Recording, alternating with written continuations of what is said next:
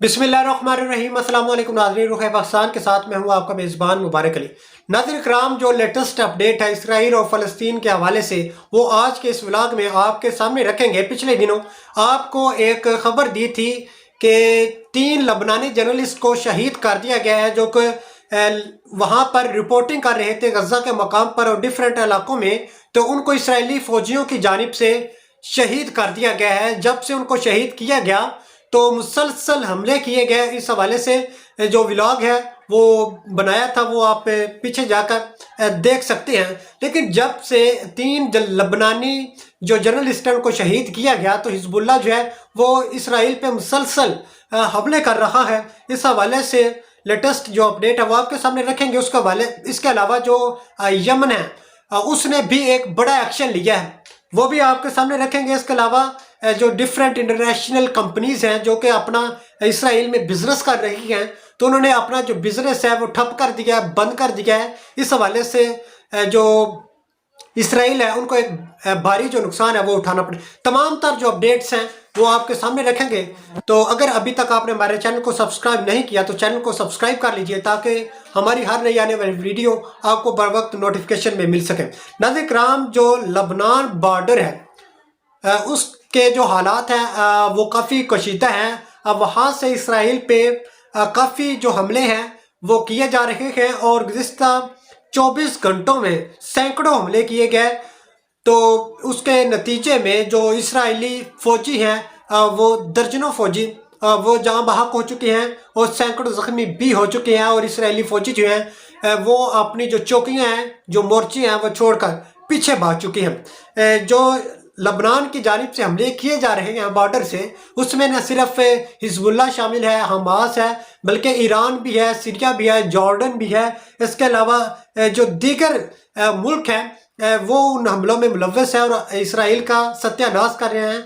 और इसराइल जो वो मुकम्मल तौर पर बुखलाहट का शिकार है। इसकी तमाम तर जो अपडेट्स हैं, लेटेस्ट न्यूज़ है, वो आपके सामने रखते हैं। एक ज़रीत मिलिट्री सेटलमेंट है, वहाँ पे हिजबुल्लाह की जानिब से हमला किया गया है, जिसमें दर्जनों जो इसराइली फ़ौजी हैं वो जाँ बहक हुए हैं और दर्जनों जो हैं वो ज़ख्मी हुए हैं। और जो ये ज़रीत मिलिट्री सेटलमेंट है, इस पे बरकान मिज़ाइल जो है वो दागा गया है। ये बरकान मिज़ाइल जो है ये एक बड़े पैमाने पे तबाही मचाता है कि ये पूरे इलाके को तबाह करने के लिए, उसका सत्यानाश करने के लिए, उसको सफ़ा हस्ती से मिटाने के लिए इस मिज़ाइल का जो इस्तेमाल है वो किया जाता है। और ज़रीत मिलिट्री सेटलमेंट पे जो बरकान मिज़ाइल है इसका इस्तेमाल किया गया है, जिसने बड़े पैमाने पे तबाही मचाई है।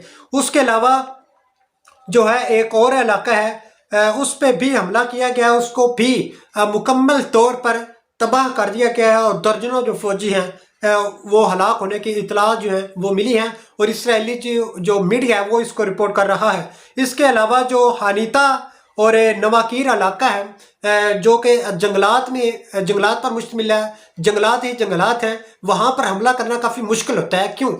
वो इसलिए कि वो जंगलात हैं।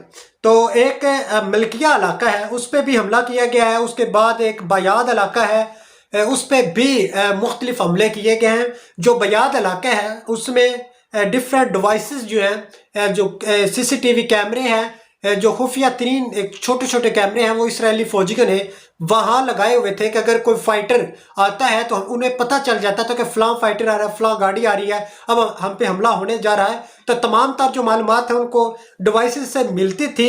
उनका जो डिवाइसेस का कनेक्शन है वो हिजबुल्लाह ने मुकम्मल तौर पर मुनक़ता किया और फिर मिज़ाइल से उनके ऊपर जो हमला है वो किया। जब से ये जो डिवाइसेस हैं उनका कनेक्शन है वो काटा गया तो इसराइल जो मुकम्मल तौर पर ब्लाइंड होकर रह गया और उनको अब कुछ दिखाई नहीं दे रहा कि अब हमने करना क्या है। जब जैसे ही जो कनेक्शन है वो ख़त्म किया और उनके ऊपर जो हमले हैं वो किए गए तो बड़े पैमाने पे जो तबाही है वो हुई है। उसके अलावा एक गाँव है जो कि एक गांव नहीं, मुतद्दद गांव है, दर्जनों गांव हैं जो कि लबनान जो है उसके कब्जे में थे, यानी कि लबनान का हिस्सा थे, कब्जे में नहीं, लबनान का हिस्सा थे।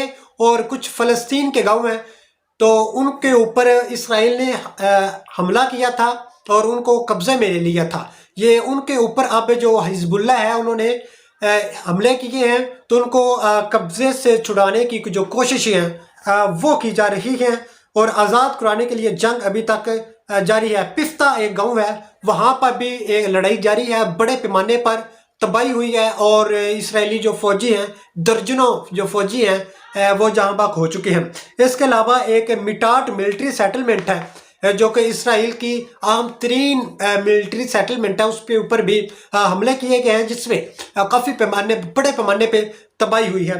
तो हिजबुल्लाह जो है उसने हमला किया है। उसके अलावा जो आपको खबर दी है कि जो यमन है उसने एक बड़ा एक्शन ले लिया है।